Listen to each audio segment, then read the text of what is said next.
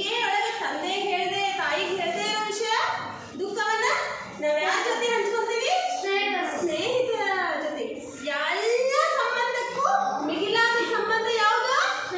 ಸ್ನೇಹಿತರ ಫ್ರೆಂಡ್ಶಿಪ್ ಇದೆ.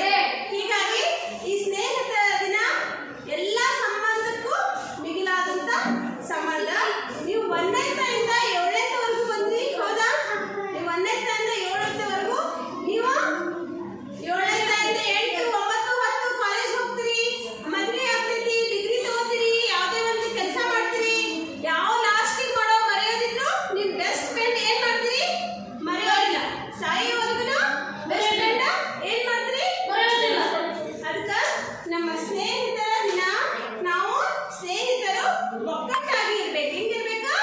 ಒಗ್ಗಟ್ಟಾಗಿ. ಎಲ್ಲರೂ ಒಗ್ಗಟ್ಟಾಗಿರ್ಬೋದು. ನಾವಿವತ್ತು ಏನ್ ಮಾಡಿದ್ವಿ? ಫ್ರೆಂಡ್ಶಿಪ್ ಡೇ ನಮ್ಮ ಕ್ಲಾಸ್ ರೂಮಲ್ಲಿ ಆಚರಣೆ ಮಾಡಿದ್ವಿ. ಈ ಗಿಡ ಹೆಂಗೈತಿಲ್ಲ, ನೀವು ಒಂದೇ ಕ್ಲಾಸ್ ಮಕ್ಕಳು ಒಂದೇ ಗಿಡ ಇದ್ದಾಗ ಎಲ್ಲರೂ